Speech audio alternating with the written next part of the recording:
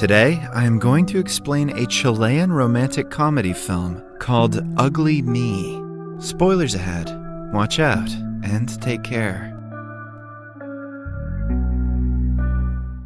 In the city of Santiago, Chile, lives an astonishingly beautiful woman, Amanda. She works for an architectural firm and is very good at her job. One afternoon, Amanda calls her boyfriend, Pablo. She wants to go to her friend Fernanda's birthday party together with him. What Amanda doesn't know is that her boyfriend is in Fernanda's bedroom, cosplaying as a kitten. As the two talk over the phone, Fernanda distracts Pablo, making him hang up in a hurry. Seconds later, they accidentally call Amanda again, and she hears them moaning and meowing. It doesn't take her long before barging into Fernanda's house with a shotgun. Upon realizing that they have been caught, Pablo says that he was kidnapped, but Amanda isn't naive enough to believe him. She shoots him in the crotch, ensuring that he never cheats on anyone else again.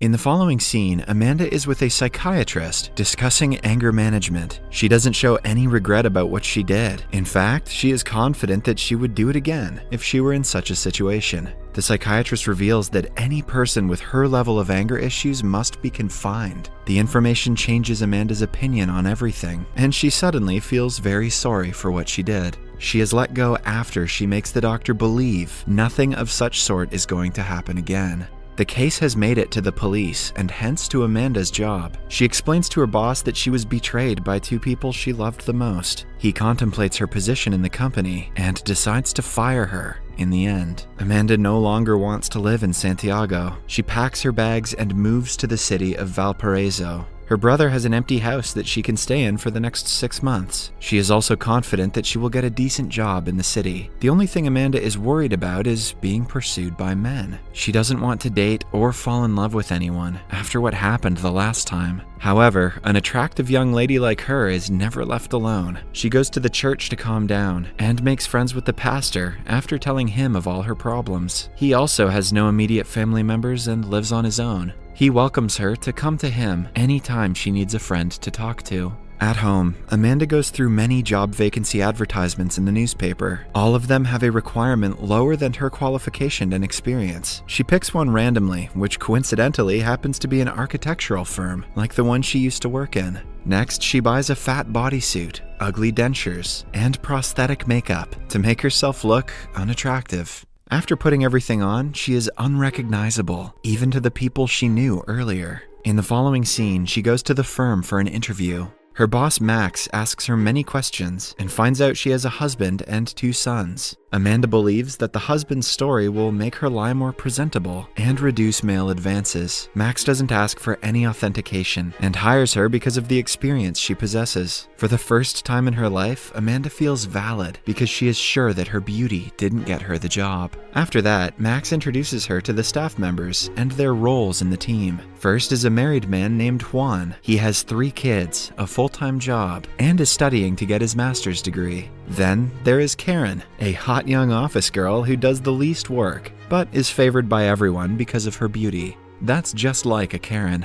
Lastly, we are introduced to an architect named Marcelo. He is the typical womanizer who judges people based on how attractive they are. Marcelo's day-to-day life consists of working and bringing home a different woman every night. He meets Amanda for the first time and is instantly repulsed by her, given her appearance. Amanda also figures out what kind of man he is and quietly curses his shallow thoughts. The two warn themselves to stay away from each other, unaware that destiny is about to intertwine their paths. In the first meeting, Amanda is told about an old Telmex building that was recently remodeled by their company. They have completed the project, but there has been some interference in the building's internet service because of an unknown problem with the structure. Amanda instantly recognizes that it must be because of a VP1 service problem. Karen thinks that Amanda's involvement with the project will only create more complications because she is new to the job. She wants to be the one to solve the problem, but Max thinks otherwise. Karen is dismissed, which makes her despise Amanda instantly. Marcelo and Juan are asked to accompany Amanda to the problem site and help her. The men are not happy about being her assistants, but they oblige anyway. In the following scene, the trees are on the terrace of the building. Amanda is working hard to find the problem, while Marcelo is busy boasting about his sexual experiences to Juan. Amanda tells them the interference must be coming from the railway station. They go to the location, where Marcelo and Juan continue their conversation while Amanda works. She finally figures out that the water channels that pass right under the building are interfering with the waves. Amanda and Marcelo go to check the water channel, while Juan stays to monitor when the train departs. Marcelo stays outside to check the frequency, leaving Amanda to go into the channels on her own. She doesn't fit in between one of the gates and takes off her fat suit. As the team is communicating through walkie-talkies, Amanda's device stops working. Before she can get dressed, Marcelo comes to see if she is okay. Amanda quickly flashes her flashlight in his face and says that she had to take her clothes off so they wouldn't get dirty. Fortunately for her, Marcelo turns around and leaves. After a successful day at work, the three go to a pub to have a few drinks. They drive Amanda's car, which she has filled with children's stuff to make it look more realistic. At the pub, Marcelo yet again cracks sexual jokes, making the other two uncomfortable. Juan leaves early to study, leaving Amanda and Marcelo behind. Once alone, Amanda calls him out for being a shallow man. Marcelo proudly agrees and claims that children and marriage are the end of one's life. Amanda feels bad for him because he will never experience real friendship and love, one that lasts more than a single night. Marcelo still describes his dream girl's body and is unapologetically a womanizer. This infuriates Amanda, reminding her of her ex-boyfriend. Even when she is at home, she cannot stop thinking about his comments. Upon taking the fat suit and wig off, she sees that she looks exactly like the dream girl he described. Amanda makes it her mission to teach Marcelo a lesson and goes to the club again, this time dressed as her real self. When they meet, Marcelo instantly feels attracted to her. Throughout the night, he tries taking her somewhere private. She leads him on and then rejects him, confusing him as to whether she is interested or not. In the end, she promises to meet him the next day and leaves. The following day, Amanda goes to the pastor and tells him everything she did. The man tells her she is going to regret last night because she will have to tell him the truth one day.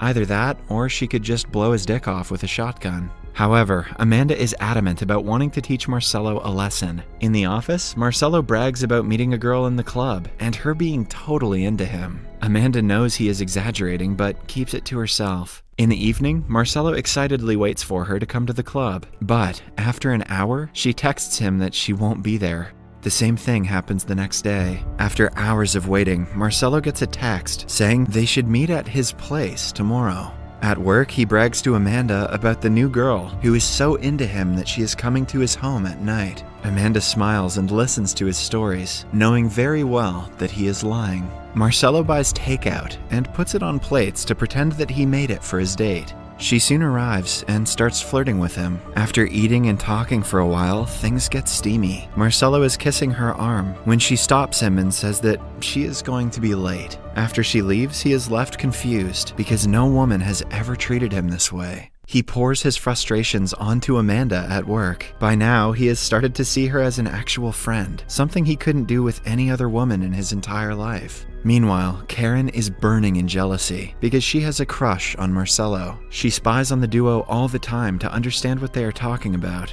Later that day, she asks Amanda about her children. This makes Amanda realize that if she doesn't show her children to the people, they will probably start suspecting her. Hence, she asks the pastor to arrange for 2 little boys to come on a playdate with her. This is sus on many levels. The next day, she brings them to the office and proves that she is in fact a mother. Surprisingly enough, she sees Marcelo playing with the youngest kid. He has frequently described how much he hates children, which seems to have been a lie.